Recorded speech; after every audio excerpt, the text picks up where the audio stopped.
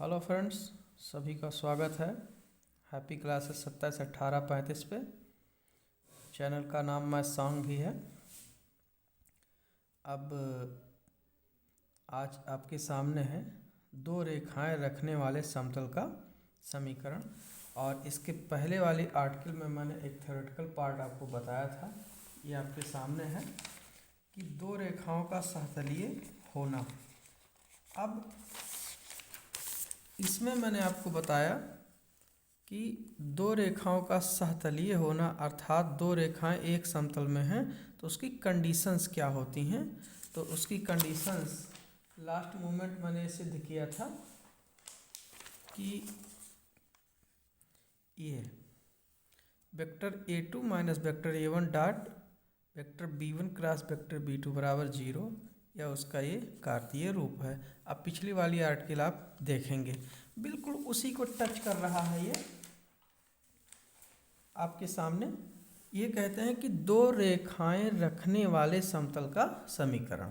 कहने का मतलब क्या है कि अगर आपके पास कोई समतल है, मान लीजिए ये मेरा कोई समतल है, तो इस समतल पर रेखा एक भी है और रेखा दो भी है।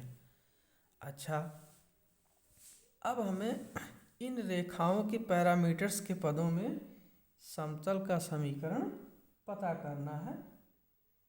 तो इसे हम कैसे पता करेंगे ये देखते हैं। तो सबसे पहले हम आपको फिर याद दिलाते हैं कि ये रेखाएं हैं क्या वास्तव में। देखिए यहाँ पर ये x axis, y axis, z axis, ये कोऑर्डिनेट का मूल बिंदु है। मान लीजिए आप हम समीकरण एक को समझा रहे हैं कि है क्या, ये कोई रेखा है। तो इसका अर्थ है कि रेखा एक बिंदु A1 से जा रही है और कोई वेक्टर B के ये समांतर है। तो यहाँ पर जो वेक्टर A1 है वो हो जाएगा ओ A1 के, ये A1 आप यहाँ लिख दीजिए वेक्टर रूप में, तो ये बिंदु कह दीजिए यहाँ पे। तो वेक्टर ओ ए बराबर हो गया आपका वेक्टर A1 के। अच्छा, इस रेखा पर कोई चर बिंदु है आपका, मान लीजिए P है, तो और ये आपका है वेक्टर R। तो इस तरीके से जो ये वाली रेखा है AP, ये कहाँ से जाती है, बिंदु A1 से जाती है और वेक्टर B के समांतर है। इसी प्रकार से रेखा दो कहाँ से जाती है, मान लीजिए किसी बिंदु B से जाती है जिसका स्थिति सदिश अर्थात वेक्टर रूप में वेक्टर A2 है और किसी सदिश वेक्टर B2 के समांतर है। तो इस तरीके से वेक्टर B1 और वेक्टर B2 भी समतल पर ही होंगे, यानी इस समतल पर आपके वेक्टर B1 भी होंगे, वेक्टर B2 भी होगा और बिंदु A भी होगा, और जब हम रेखा दो की बात करेंगे तो बिंदु B भी होगा। तो यहाँ हम लिखेंगे उपरोक्त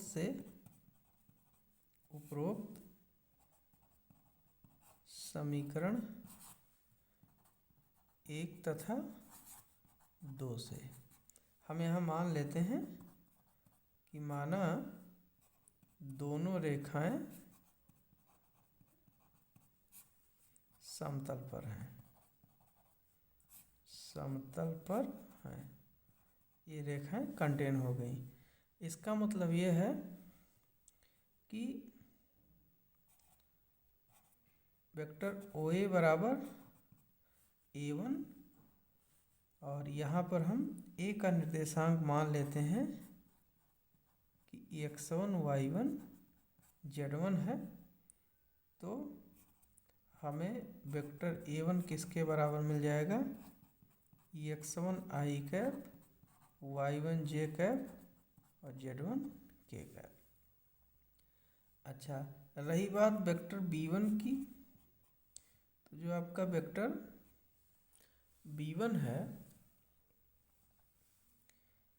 उसके समांतर है। जैसे यहाँ देखिए मेन रेखा हमने ये खींचा था, तो रेखा एक के समांतर कौन है? Vector b1। तो इसको हम लिख देंगे a1 i cap, b1 j cap और c1 k कैप। यहाँ फिर स्पष्ट कर लें, ये वेक्टर b1 है और ये b1 एक संख्या है जो यहाँ दिक् अनुपात होती है रेखा की, या दिक् कोज्या होती है, लेकिन यहाँ दिक् अनुपात आप पहले समझेंगे। अब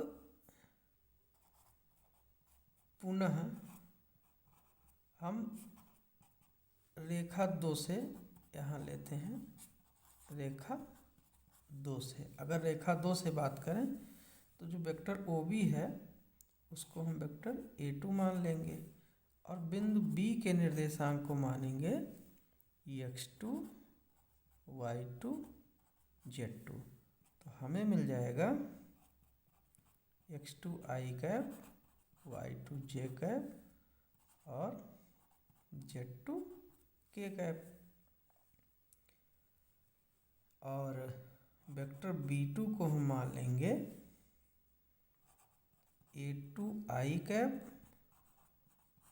b2 j cap, c2 k cap. ये तो अभी हम घुमा फिरा के आपको पढ़ा रहे थे कि ये रेखा 1 और 2 का मतलब क्या है, उनका कार्तीय फॉर्म से संबंध क्या होता है। तो स्पष्ट है कि वेक्टर b1 तथा वेक्टर b2 समतल पर हैं, तब vector b1 cross vector b2 ये लंब कहाँ पर होगा? समतल पर। मुझे पता है कि अगर दो सदिश किसी समतल पर हैं तो उनका क्रॉस प्रोडक्ट उस समतल पर लंब होता है। तो जब वेक्टर b1 और वेक्टर b2 अलग अलग समतल पर हैं तो उनका क्रॉस प्रोडक्ट समतल पर लंब होगा। तो मैंने इसे ऐसे लिख लिया है। अब हम मान लेते हैं, थोड़ा अगला पन्ना देखते हैं।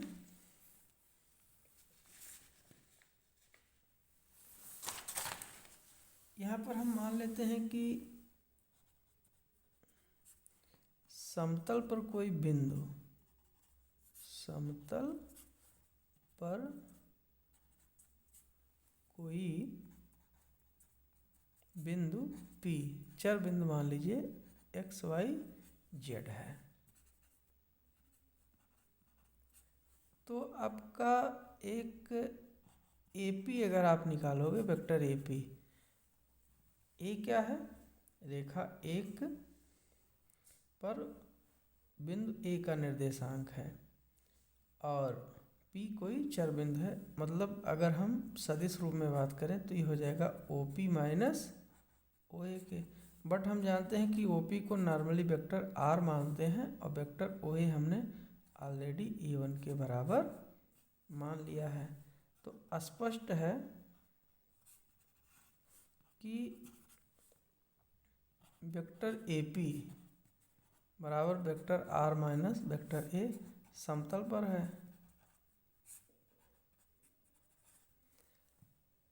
पहले भी मैं बता चुका हूँ कि अगर किसी समतल पर, यहाँ फिर हम आपको स्पष्ट कर लें कि मान लीजिए समतल है और यहाँ ये स्पेस में हम बना रहे हैं, ये मेरा मूल बिंदु है।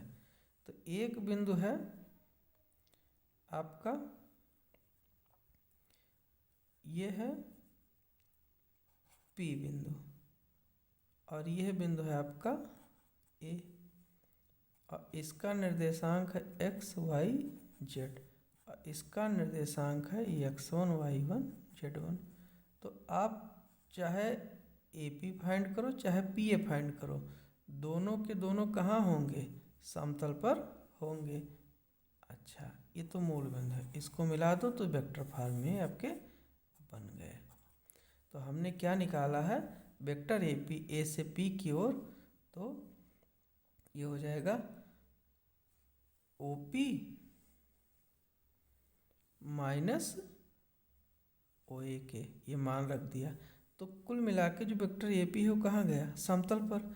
अच्छा, ऑलरेडी जो B1 क्रॉस B2 है, मैंने पहले भी बोला कि वेक्टर B1 वेक्टर B2 समतल पर होंगे, बट B1 क्रॉस B2 समतल पर लंब है। तो यहाँ पर चूँकि वेक्टर B1 क्रॉस B2 लंब है समतल पर, ये मैं पहले ही लिख चुका हूँ, लेकिन यहाँ पेपर ख़त्म हो जाने के लिए मुझे फिर से लिखना पड़ता है। Vector B1 cross vector B2 लंब है समतल पर, और ये समतल पर है। कौन सा बिंदु, ये। तो आपको क्या मिलेगा, A P dot B1 cross B2 बराबर 0, क्योंकि अगर दो सदिश एक दूसरे के लंबवत हों तो उनका डॉट प्रोडक्ट शून्य होता है। बट ए पी किसके बराबर है, vector r minus vector a के। यहाँ ए की जगह पर हम A1 यूज करें, क्योंकि स्पेशली हमने A1 के लिए लिया है, उससे कोई फर्क नहीं पड़ेगा। आप A2 भी यूज कर सकते हो, लेकिन सुविधा के लिए हम A1 यूज करेंगे। तो ये हो गया B1 क्रॉस B2 बराबर 0। अच्छा, अब यहाँ पे इसका कार्तीय फॉर्म में अगर हम लिखें, कार्तीय रूप में, तो ये डिटर्मिनेंट हो जाएगा। और यहाँ एक साइड में हम चेंज कर लेते हैं, vector r minus vector A1। तो इसे जो हम चेंज करेंगे तो वेक्टर आर कितने के बराबर है, वेक्टर आर है, यहाँ देखो OP के बराबर, OP। तो OP हमारा हो जाएगा एक्स आई कैप माइनस वाई जे कैप, सॉरी प्लस रहेगा, और जेड के कैप माइनस A1।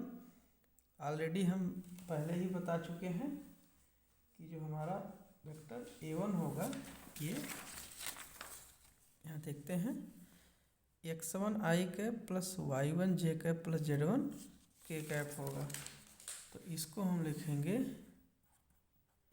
x1 आई कैप y1 जे कैप और z1 के कैप। तो फाइनली हमें मिलेगा x माइनस x1 आई कैप और y माइनस y1 जे कैप और z माइनस z1 के कैप। तो यहाँ पे हम मान रखेंगे x minus x1, y minus y1 और z minus z1, vector r minus vector A1। ये पूरा का पूरा मैंने रख दिया। डॉट है B1 क्रॉस B2, तो B1 के लिए होगा vector A1, sorry vector B1 के हम वो रखेंगे दिक् अनुपात या दिक्कोज्या कह लीजिए। तो ये हो जाएगा आपका A1 B1 C1, और ये हो जाएगा A2 B2 C2 बराबर 0। तो इसके पहले वाली आर्टिकल पे अगर हम ध्यान देते हैं तो देखिए कितना मिलता जुलता है ये उसी से जस्ट। वहाँ पर डायरेक्ट जो है आज संख्याएँ आई थी, यहाँ देखिए ये x2 minus x1, y2 minus y1, z2 minus z1, a1 b1 c1 a2 b2 c2, और यहाँ पर x माइनस x1, बस ये x2 की जगह पर पैरामीट्रिक हमारा चर बिंदु आ गया है। बाकी पुराना आर्टिकल ही है, दोनों आर्टिकल बहुत मिलते जुलते थे। और आपकी NCERT में इस पर 2 या 3 क्वेश्चंस हैं, और उसे हम आपको अगले वीडियो में बताएंगे। ये थ्योरी का पोर्शन है, अगर समझ में आया हो तो एक लाइक कर दीजिए और चैनल को अगर सब्सक्राइब नहीं किया है तो सब्सक्राइब कर लें। Thank you.